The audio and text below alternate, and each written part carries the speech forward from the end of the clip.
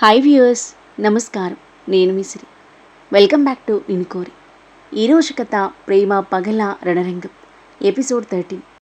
మీ మనసుకు నచ్చే అత్యంత అద్భుతమైన కథ. కథ నచ్చితే లైక్ చేయండి. ఈ కథపై మీ అభిప్రాయాన్ని తప్పకుండా కామెంట్ చేయండి. ఇక కథలోకి వెళ్తే, ప్రీష అరుపు విన్న దేవ అడుగులు ఒక్కసారిగా ఆగిపోయాయి. పట్టించుకోకుండా ముందుకు వెళ్ళాలనుకున్నాడు, కానీ అతని అడుగులు కదలలేదు. కాసేపు సంశయించి చివరికి డీప్ బ్రీత్ తీసుకుని ఒక్కసారిగా వెనక్కి తిరిగి ప్రీష రూమ్ డోర్ ఓపెన్ చేశాడు. లోపల కనిపించిన దృశ్యం చూసి దేవా ఒక్కసారిగా షాక్ అయ్యాడు. నేలంతా గాజు ముక్కలు, మధ్యలో కూర్చొని రక్తస్రావం అవుతున్న పాదాన్ని పట్టుకుని ఏడుస్తున్న ప్రీష దేవాని చూసిన వెంటనే లేచేందుకు ప్రయత్నించింది, కానీ నొప్పితో మళ్ళీ కూర్చుండిపోయింది. దేవ వేగంగా ఆమె దగ్గరకొచ్చి, నీకు అసలు బుద్ధుందా? ఇలా చేసుకొని చావాలనుకుంటున్నావా అని అన్నాడు. ప్రీష మాత్రం ఒక్క మాట కూడా మాట్లాడలేదు. కన్నీళ్లతో కూడిన కోపంతో అతని వైపు చూసింది. ఇదెలా జరిగింది? ఇప్పటి వరకు బాగానే ఉన్నావు కదా అని అంటూ ఆమె పాదానికైన గాయాన్ని చూడడానికి చేయి చాచాడు. ప్రీష వెంటనే తన కాలుని వెనక్కి లాగేసుకుంది. నన్ను తాకద్దు. కోపంతో ఆమె స్వరం వణికిపోయింది. చేయాల్సిందంతా చేసి ఇప్పుడు కన్సర్న్ చూపించాల్సిన అవసరం లేదు. నీ నిజస్వరూపం నాకు తెలిసిపోయింది. దేవ అసహనంగా ఆమె వైపు చూశాడు. నీ కోపం తర్వాత చూపించా. ముందు గాజుముక్క తీయాలి, లేదంటే ఇన్ఫెక్షన్ అవుతుంది. నువ్వు నా ఒంట్లోని రక్తమంతా పోయినా సరే మీలాంటి వాళ్ళ హెల్ప్ మాత్రం నాకొద్దు. కనీసం మీలాంటి వాళ్ళ నుండి అయినా నాకు విముక్తి దొరుకుతుంది, వైరాగ్యంగా అంది. దేవ మెల్లగా ఆమె ముందు మోకాళ్ళపై కూర్చున్నాడు. నువ్వు తప్పుగా అర్థం చేసుకున్నావు అని అంటూ ఆమె కళ్ళలోకి సూటిగా చూస్తూ, నువ్వు ఇప్పుడు ఎక్కడున్నావో అక్కడే నీ ఇష్టం వచ్చినట్టు బ్రతకొచ్చు. ఇప్పుడు నువ్వు ఉన్న పరిస్థితిలో నువ్వు బ్రతికుండడం ముఖ్యం, మిగతా విషయాలన్నీ తర్వాత. ఇంకో విషయం, ఇలా నిన్ను నువ్వే గాయపరుచుకుంటే నేను ఇక్కడి నుంచి పంపేస్తారని అనుకుంటే అది జరగదు. దాంతో పరిస్థితి మరింత కఠినమవుతుంది అని అన్నాడు. ప్రీష కోపంగా చూస్తూ, నన్ను జీవితాంతం ఇక్కడ బంధించి ఉంచలేరు. ఏదో ఒకరోజు నేను తప్పకుండా బయటపడతాను అని అంటూ లేవడానికి ప్రయత్నించింది. కానీ గాయపడిన పాదంపై బరువు పడగానే ఒక్కసారిగా ఆమె శరీరమంతా తీవ్రమైన నొప్పి కలగడంతో ప్రీష బ్యాలెన్స్ కోల్పోయి ముందుకు పడిపోబోయింది. అంతలోనే దేవ వేగంగా ముందుకొచ్చి ఆమెను పట్టుకున్నాడు. ఒక చేత్తో ఆమె నడుమును చుట్టేసి మరో చేతిని భుజం చుట్టూ వేసి కింద పడకుండా ఆపిన దేవ, గాయపడిన ప్రీష పాదం నేలపై అని బరువు పడకూడదని జాగ్రత్తగా ఆమెను తన వైపు లాక్కున్నాడు. పడిపోతానని భయంతో ప్రీష తెలియకుండానే దేవ షర్ట్ కాలర్ని గట్టిగా పట్టుకుంది. దేవ చిరాగ్గా ఆమె వైపు చూసి, నడవలేని తెలిసి కూడా ఎందుకు మొండిగా అటు ఇటు గెంతుతున్నావు? ఒక్కచోట కుదురుగా ఉండలేవా అని అన్నాడు. ప్రీష కోపం, బాధ మిళితమైన భావంతో అతని వైపు చూసింది. నన్ను నేను కంట్రోల్ చేసుకోలేకపోతున్నాను. సరే, మరి నువ్వేం చేస్తున్నావు? నన్ను చూసినప్పుడల్లా నీ ఇష్టం వచ్చినట్టు ప్రవర్తిస్తావు. ముందు మంచి పర్సన్లా నటించావు, తర్వాత జాలి దయ కొంచెం కూడా లేకుండా నన్ను కిడ్నాప్ చేసి తీసుకొచ్చావు. ఇప్పుడు మళ్ళీ నా గురించి టెన్షన్ పడుతున్నట్టు, కన్సర్న్ చూపిస్తున్నట్టు నటిస్తున్నావు. కనీసం నీ నిజస్వరూపానికైనా కట్టుబడి ఉండు. ఇలాంటి నాటకాలు ఆడొద్దు అని ఘాటుగా అంది. ఆమె మాటలు విన్న దేవ కోపంగా చూస్తున్న ఆమె కళ్ళలోకి చూసి ఏమీ మాట్లాడకుండా ఆమె నడుముని మరింత జాగ్రత్తగా పట్టుకుని 2 చేతులతో తనని ఎత్తుకున్నాడు. క్షణం పాటు ఏం జరుగుతుందో అర్థం కాలేదు ప్రీషకి. తాను అంతగా మాట్లాడిన తర్వాత దేవ కోపంతో తనని వదిలేస్తాడని అనుకుంది, కానీ అతను అలా చేయలేదు. గాయపడిన కాలికి ఏమాత్రం ఒత్తిడి పడకుండా ఎంతో జాగ్రత్తగా ఆమెను ఎత్తుకున్నాడు. ఒక్కసారిగా గాల్లోకి లేచిన ప్రీష ఆశ్చర్యంతో అతని వైపు చూసింది. అతని మొహంలో ఎలాంటి భావం లేదు. పడిపోతానని భయంతో ప్రీష తెలియకుండానే అతని షర్ట్ని మరింత బిగించి పట్టుకునేసరికి అతని షర్ట్ పై బటన్ ఊడిపోయి అతని ఛాతిపై ఉన్న శివుడి పచ్చబొట్టు కనిపించింది. వెంటనే తేరుకున్న ప్రీష, ఏం చేస్తున్నావు? నన్ను కిందకు దించు. నన్ను ఇలా ఎత్తుకునే హక్కు నీకెవరిచ్చారు అని అరుస్తూ ఉంది. దేవ మాత్రం ఆమె మాటలని పూర్తిగా పట్టించుకోకుండా ఆమెను బెడ్ మీద కూర్చోబెట్టి గదిలో ఏదో వెతకడం మొదలు పెడతాడు. ప్రీష అయోమయంగా అతని ప్రతి కదలికను గమనిస్తుంది. ఏం చేస్తున్నావు? వింటున్నావా? నేనేం మాట్లాడుతున్నాను? నువ్వేం వెతుకుతున్నావు? అతను సమాధానం చెప్పలేదు. ఆమె మనసు వెంటనే అనుమానాలతో నిండిపోయింది. కత్తి కోసం వెతుకుతున్నాడా? ఇలాంటి రౌడీల దగ్గర ఎప్పుడు వెపన్సే ఉంటాయి. ఎవరిని చంపడానికి వాటిని యూజ్ చేస్తారని విన్నాను. నన్ను చంపేస్తాడా? ఆలోచన పూర్తి కాకముంది ఆమె చూపు దేవా చేతిలో ఉన్న చిన్న ఫస్ట్ ఎయిడ్ బాక్స్పై పడింది. అయినా ఆమె అనుమానం తగ్గలేదు. ఏం చేయబోతున్నావు? అందులో ఏముంది? జాగ్రత్త, నాతో ఏమైనా చేయాలని ప్రయత్నిస్తే నేను ఊరుకోను. దేవా ఆమె మాటలను పట్టించుకోకుండా బెడ్ మీదకి వచ్చి ఆమె పాదాల దగ్గర మోకాళ్ళపై కూర్చొని ఆమె కాళ్ళని మెల్లగా తన వైపు తీసుకున్నాడు. ప్రీష వెంటనే కాళ్ళని వెనక్కి లాగింది. ఏయ్, దూరంగా ఉండు, నన్ను తాకొద్దు. దేవ అసహనంగా నిట్టూర్చి, సైలెంట్గా కూర్చో. 5 నిమిషాలుగా ఆపకుండా మాట్లాడుతున్నావు. నీ నోటికి నొప్పి లేదనుకుంటా అని అన్నాడు. అంటే మాట్లాడాలన్నా నీ పర్మిషన్ తీసుకోవాలా? నేను ఏం చేసినా ఏం మాట్లాడినా నీకేం సంబంధం? ఇంకా నా కాళ్ళ దగ్గర కూర్చోవలసిన అవసరం లేదు.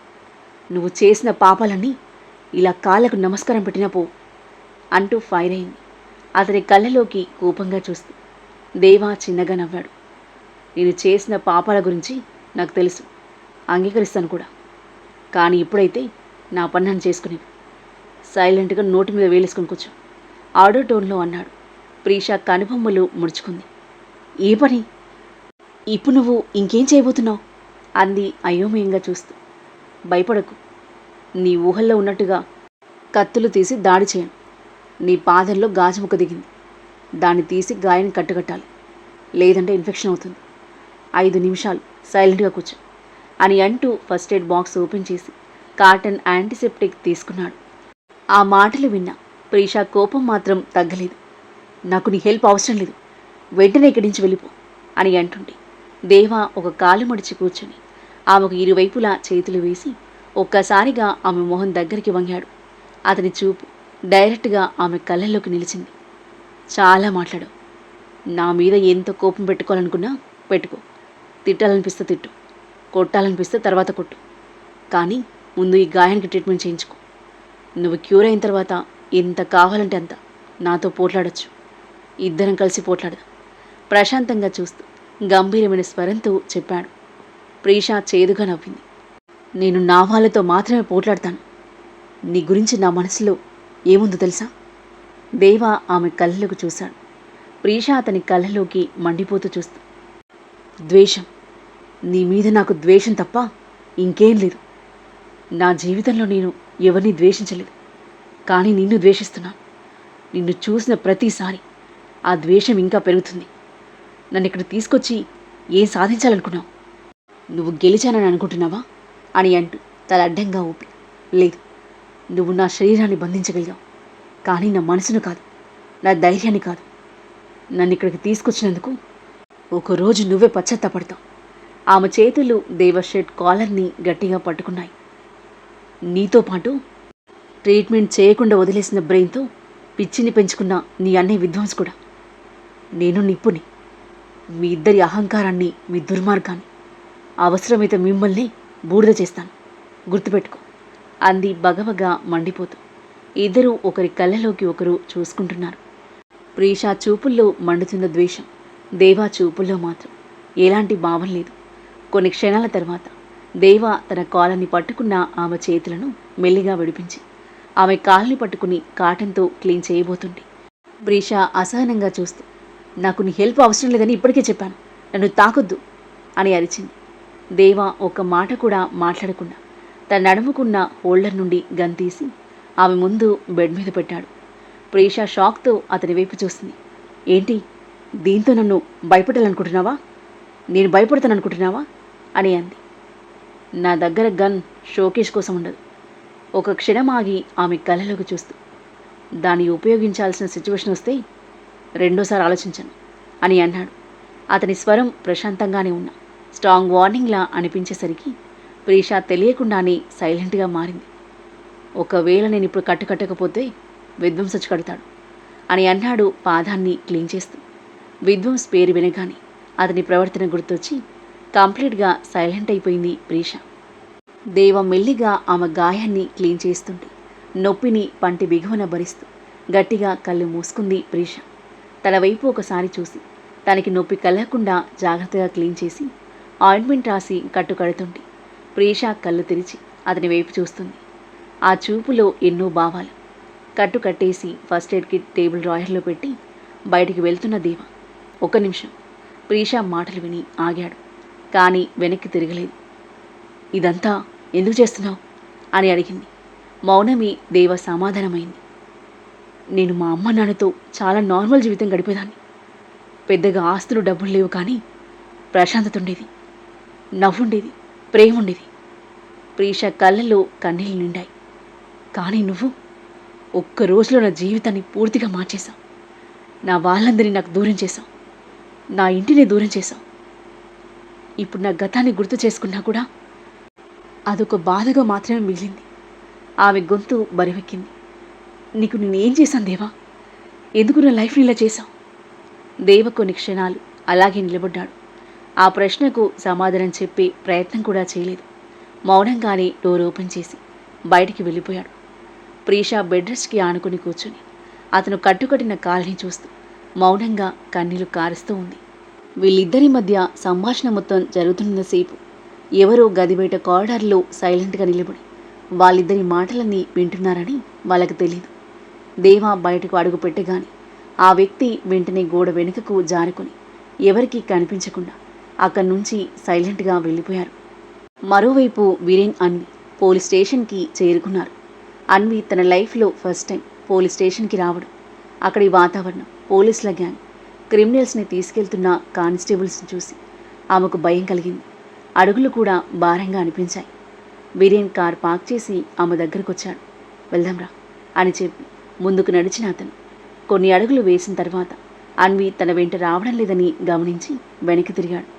అన్వి పోలీస్ స్టేషన్ బోర్డు వైపు చూస్తూ అలాగే నిలబడి ఉంది. వీరేన్ తన దగ్గరకు వచ్చి ఏమైంది అని అడిగాడు సౌమ్యంగా. అన్వి చిన్నగా తల ఊపింది. ఏం లేదు. ఆమె స్వరం మాత్రం ఆమె భయాన్ని దాచలేకపోయింది. భయపడకండి, మనం ఇక్కడికి వచ్చింది కంప్లైంట్ ఇవ్వడానికి, క్రైమ్ చేసి కాదు అని అన్నాడు. అతని మాటలతో అన్వి కాస్త ధైర్యం తెచ్చుకుని అతని వెంట లోపలికి నడిచింది. లోపలికి వెళ్ళగానే ఇద్దరు చుట్టూ ఒకసారి చూశారు. ఎవరో కంప్లైంట్ ఇస్తున్నారు, ఇంకొకరు కేసు డీటెయిల్స్ ఫైల్ చేస్తున్నారు. కానిస్టేబుల్స్ తమ పనుల్లో బిజీగా తిరుగుతున్నారు. పోలీస్ స్టేషన్ మొత్తం హడావిడిగా ఉంది. వీరేన్ డైరెక్ట్గా డ్యూటీ ఆఫీసర్ టేబుల్ దగ్గరికి వెళ్ళాడు. సార్, ఒక మిస్సింగ్ కంప్లైంట్ ఇవ్వాలి. టేబుల్పై ఉన్న నేమ్ ప్లేట్పై గంగాధర్ రావు అని ఉంది. ఫైల్ చదువుతున్న అతను ఇద్దరిని ఒకసారి చూసి ఎదురుగా ఉన్న చైర్స్ వైపు చూపించి కూర్చోండి అని అన్నాడు. వీరేన్, అన్వి ఇద్దరూ కూర్చున్నారు. కాసేపటి తర్వాత గంగాధర్ ఫైల్ మూసి వాళ్ళ వైపు చూశాడు. చెప్పండి, ఎవరెవరిని చంపేశారు? లేక ప్రేమ వ్యవహారమా? ఇంట్లో వాళ్ళు ఒప్పుకోవట్లేదా? పోలీస్ ప్రొటెక్షన్ కావాలా? లేక బ్రేకప్ అయిపోయిందా? అన్వి ఒక్కసారిగా ఇబ్బందిగా వీరేన్ వైపు చూసింది. వీరేన్ నుదుటి మీద చేయి వేసుకుని ఒక్క నిమిషం సార్, మీరు అసలు ఏం మాట్లాడుతున్నారు అని అన్నాడు. గంగాధర్ నవ్వుతూ, సార్, ఈ మధ్య ఇలాంటి జంటలే ఎక్కువగా వస్తుంటారు, అందుకే అడిగాను అని అన్నాడు. వీరేన్ తన కోపాన్ని కంట్రోల్ చేసుకుంటూ, మేము చెప్పేది ముందు పూర్తిగా వినండి, తర్వాత మీరు డిసైడ్ అవ్వండి. మా ఇద్దరి మధ్య మీరు అనుకుంటున్నట్టుగా ఏం లేదు. మేము మా పర్సనల్ విషయం కోసం రాలేదు అని అన్నాడు. ఓకే, అయితే అసలు విషయం చెప్పండి. తన అక్క కనిపించడం లేదు, మిస్సింగ్ కంప్లైంట్ ఇవ్వడానికి వచ్చాం. గంగాధర్ అన్వి వైపు చూసి మళ్ళీ వీరేన్ వైపు తిరిగాడు. కనిపించకుండా పోయింది మీ అక్కనా లేదా ఈ అమ్మాయి అక్కనా? వీరేన్ విసుగ్గా నిట్టూర్చాడు. సార్, అది ముఖ్యమా? ముందు కంప్లైంట్ ఫైల్ చేయండి. ముఖ్యమే. సరైన వివరాలు లేకుండా ఎఫ్ఐఆర్ ఎలా రాస్తాం అని చైర్లో వెనక్కి వాలిన గంగాధర్ అన్విని చూస్తూ, అమ్మ చెప్పేమైంది అని అడిగాడు. అన్వి వీరేన్ వైపు చూడగా ధైర్యం చెప్తున్నట్టుగా తల ఊపాడు. అన్వి గంగాధర్ వైపు తిరిగి, సార్, నా అక్క ప్రీష నిన్న ఆఫీస్కి వెళ్ళింది, నైట్ ఇంటికి రాలేదు, ఫోన్ కూడా స్విచ్ ఆఫ్ వస్తుంది అని చెప్పింది కన్నీళ్లతో. గంగాధర్ కనుబొమ్మలు ముడిచాడు. నిన్న మిస్ అయిందా? మరి ఇప్పుడు వస్తున్నారు? వెంటనే కంప్లైంట్ ఎందుకు చేయలేదు? అన్వి కళ్ళ నుండి కన్నీళ్లు జారాయి. వాళ్ళ నాన్న హాస్పిటల్లో ఉన్నారు, ఆయన హెల్త్ కండిషన్ చాలా క్రిటికల్గా ఉంది, అందుకే ఇంత లేట్ అయింది అని చెప్పాడు వీరేన్. గంగాధర్ తల ఊపాడు. ఓకే, ప్రీషా ఫోటో వివరాలు ఇవ్వండి. వీరేన్ అన్వి వైపు చూశాడు. అన్వి తన బ్యాగ్లో నుంచి ప్రీషా ఫోటో, అవసరమైన డీటెయిల్స్ తీసి వీరేన్కి ఇవ్వగా వీరేన్ వాటిని గంగాధర్ ముందుంచాడు. గంగాధర్ ప్రీషా ఫోటోని జాగ్రత్తగా పరిశీలిస్తూ, ఏమైనా కనిపించకుండా పోయిన అమ్మాయి అని అడిగాడు. అవును అంది అన్వి. గంగాధర్ అన్ని డీటెయిల్స్ నోట్ చేసుకున్నాడు. ఓకే, ఎఫ్ఐఆర్ ఫైల్ చేస్తాం. మా టీం వెంటనే ట్రేసింగ్ స్టార్ట్ చేస్తుంది. ఏ ఇన్ఫర్మేషన్ వచ్చినా మీకు వెంటనే తెలియజేస్తాం. థ్యాంక్ యూ సార్ అని చెప్పి లేచి అక్కడి నుండి బయటికి వెళ్ళిపోయారు వీరేన్, అన్వి. వాళ్ళు పోలీస్ స్టేషన్ బయటికి వెళ్ళగానే గంగాధర్ చుట్టూ ఒకసారి చూసి తన మొబైల్ తీసుకుని ఒక నెంబర్కి కాల్ చేశాడు. మీరు చెప్పినట్టే జరిగింది. వాళ్ళిద్దరూ ఇప్పుడు ఇక్కడికి వచ్చారు. ప్రీష కనిపించడం లేదని లీగల్గా కంప్లైంట్ ఫైల్ చేశారు అని లో వాయిస్తో చెప్పాడు. మరి నువ్వేం చేశావు? నువ్వు చేయాల్సిన పని ఒకటి, వాళ్ళను నమ్మకంగా పంపించు. మిగతాదంతా నేను చూసుకుంటాను.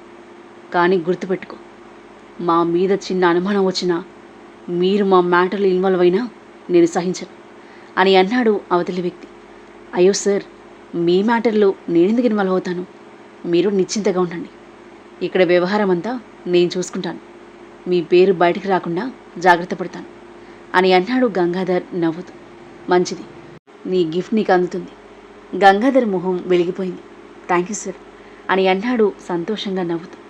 ఫోన్ పక్కనే పెట్టి టేబుల్పై ఉన్న ప్రీషా ఫోటోని చూస్తూ, మేడం, మీరు చిక్కుకున్న చోటు నుంచి బయటపడడం అంత తేలిక కాదు. మేము మీ జోలికి రాకపోవడమే మంచిది అని తనలో తానే మెల్లిగా అనుకుని ఫోటోని డీటెయిల్స్ని ఫైల్లో పెట్టి రిలాక్సింగ్గా చైర్లో వెనక్కి వాలాడు. పోలీస్ స్టేషన్ నుంచి బయటకు వచ్చిన వీరేన్, అన్వి నెమ్మదిగా కార్ వైపు నడుస్తున్నారు. ఇద్దరి మధ్య నిశ్శబ్దం నెలకొంది. కార్ దగ్గరికి చేరుకున్న తర్వాత వీరేన్ అన్వి వైపు చూసి, ఏం ఆలోచిస్తున్నావు అని అడిగాడు. అక్క ఎక్కడుందో, ఎలా ఉందో అదే ఆలోచిస్తున్నాను. మనం నిజంగా అక్కను కనుక్కోగలమా వీరేన్? ఆందోళనగా అడిగింది. ఖచ్చితంగా కనుక్కుంటాం. ఎంత టైం పట్టినా సరే వెతుకుదాం. అన్వి చిన్నగా తల ఊపి కారులో కూర్చోగా వీరేన్ డ్రైవింగ్ సీట్లో కూర్చొని కార్ స్టార్ట్ చేశాడు. ఇద్దరూ ఎవరి ఆలోచనలో వాళ్ళు మునిగిపోయారు. ఇంపార్టెంట్ వర్క్ మీద బయటికి వెళ్ళి ఇంటికి తిరిగి వచ్చాడు విధ్వంస్.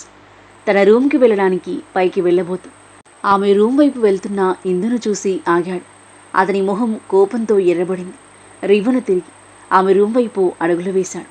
రూమ్లోకి వెళ్ళని ఇందు విధ్వంస్ సడన్గా గదిలోకి రావడం చూసి చిరునవ్వు చిందిస్తూ అతని దగ్గరకొచ్చి మెడ చుట్టూ చేయి వేస్తూ, నువ్వు నా దగ్గరికి తిరిగి వస్తావని నాకు ముందే తెలుసు అని కొంటెగా అంటుంటే విధ్వంస్ ఆమె చేతులను బలంగా విదిలించి మెడపట్టుకుని వెనక్కి గోడకు అదిమిపట్టాడు. అతని కళ్ళల్లో మండుతున్న కోపం చూసి ఇందు ఒక క్షణం ఉలిక్కిపడింది. ఈరోజు నువ్వు చేసిన పనేంటో తెలుసా? నీకెంత ధైర్యం వచ్చింది అని గర్జించాడు విధ్వంస్.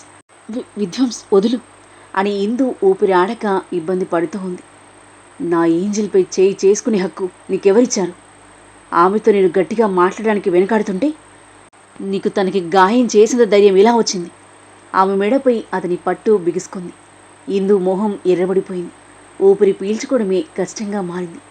విధ్వంస్ అతను ఒక్కసారిగా ఆమెను వదిలిపెట్టగా ఇందు నేలపై పడిపోయి దగ్గుతూ ఊపిరి పీల్చుకుంది. విధ్వంస్ ఆమె ముందు మోకాళ్ళపై కూర్చొని, ఇదే నీ స్థానం, గుర్తుపెట్టుకో. నా ప్రీష దగ్గరికి మళ్ళీ వెళ్ళడానికి కూడా ప్రయత్నించకు. ఒకవేళ వెళ్ళావంటే నిన్ను ఏం చేస్తానని ఊహించలేవు అని అన్నాడు. ఇందు దగ్గును ఆపుకుంటూ వ్యంగ్యంగా నవ్వింది. నువ్వు ఏంజిల్ అనుకుంటున్న అమ్మాయికి నువ్వు ఎవరో అసలు అర్థం కాలేదు విధ్వంస్. ఇతరుల జీవితాలను నాశనం చేయడమే తెలిసిన మనిషి ఇప్పుడు ప్రేమ గురించి మాట్లాడుతున్నాడా? విధ్వంస్ చిన్నగా నవ్వి, నువ్వు పొరబడుతున్నావు. విధ్వంస్ నిన్నెలా ఉన్నాడో ఈరోజు అలాగే ఉన్నాడు, రేపు అలాగే ఉంటాడు. ఒక్క తేడా ఏంటంటే నా ప్రీష విషయంలో మాత్రం మారాను. తన కోసం ఏమైనా చేస్తాను. ఈ ప్రపంచాన్ని ఎదిరిస్తాను. ఇందు అతని కళ్ళలోకి సూటిగా చూస్తూ, ఒకవేళ ఆమె మనసు ఇంకెవరైనా కోరుకుంటే అని అంది. ఆ ఒక్క మాటతో విధ్వంస్ ముఖం మారిపోయింది. పిచ్చిగా ఒక నవ్వు నవ్వి, నా ప్రీషా వైపు చూడాలని కూడా ఎవరైనా ప్రయత్నిస్తే వాళ్ళని బ్రతకనివ్వను అని పళ్ళను బిగిస్తూ అన్నాడు. ఒకవేళ ప్రీషాకి నిజం తెలిసిపోతే, ఆమెను వదిలి వెళ్ళిపోతే? ఇందు కావాలని అతని మరింత రెచ్చగొట్టింది. విధ్వంస్ పిచ్చి కోపంతో పక్కనే ఉన్న గ్లాస్ టేబుల్పై గట్టిగా పిడికిలితో కొట్టేసరికి గాజు ముక్కలు అన్ని వైపులా చెల్లా చెదురుగా పడ్డాయి. అసంభవం. నా ప్రీష నన్ను వదిలి ఎక్కడికి వెళ్ళదు. అలా చెప్పినవాడి నాలుక కోయడానికి కూడా నేను వెనకాడను. అది నీకు బాగా తెలుసు. అతని స్వరం మరింత భయంకరంగా మారింది. ఆ మాటలు విని ఇందు వెన్నులో వణుకు పుట్టిన తనని తాను అదుపులో పెట్టుకొని, నువ్వు నీ ప్రియేషాని ఎంత ప్రేమిస్తున్నావో నాకు తెలుసు.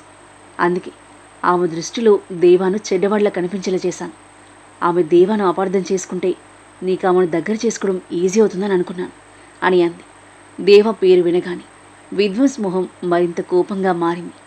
ప్రీష దేవ వైపు ఎలా చూసిందో అతనికి గుర్తొచ్చింది.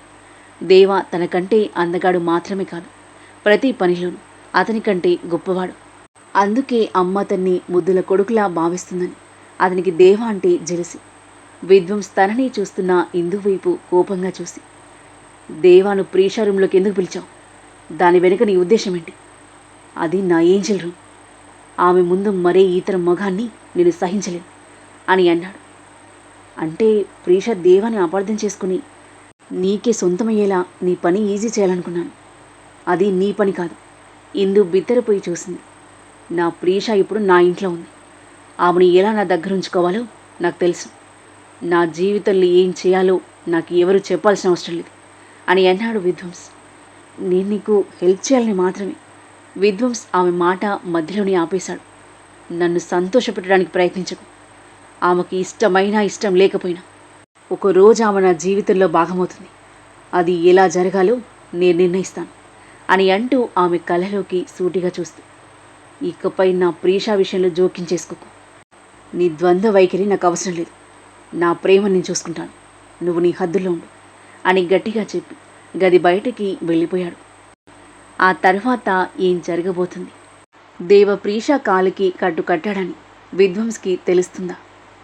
ప్రీష కోసం అన్నదమ్ముల మధ్య రణరంగం మొదలవుతుందా?